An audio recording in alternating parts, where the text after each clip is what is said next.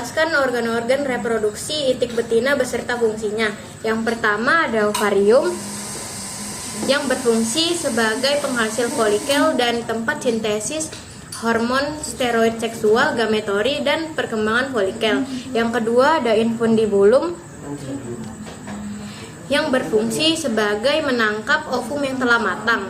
Yang ketiga ada magnum yang berfungsi mensintesis kuning telur dan sekresi putih telur. Yang keempat ada isthmus yang berfungsi sebagai mensekresi selaput telur atau membran kerabang. Yang kelima ada uterus yang berfungsi sebagai tempat pembentukan kerabang, juga perkembangbiakan telur.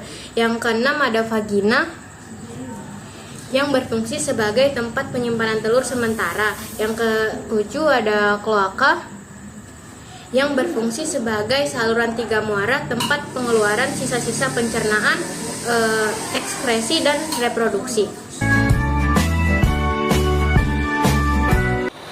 Saya akan menjelaskan proses pembentukan telur dimulai dari terbentuknya ovum di dalam ovarium.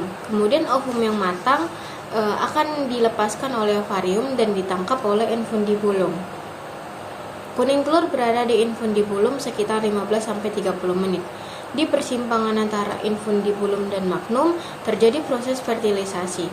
Apabila terdapat sel spermatozoa, maka akan terjadi proses fertilisasi dan telur yang dihasilkan akan menjadi calon anakan atau telur fertil. Namun apabila tidak terdapat sel spermatozoa, maka proses pembentukan telur akan dilanjutkan. Telur yang dihasilkan menjadi telur infertil. Kemudian kuning telur masuk ke bagian magnum dan putih telur disekresikan. Membutuhkan waktu sekitar 3 jam.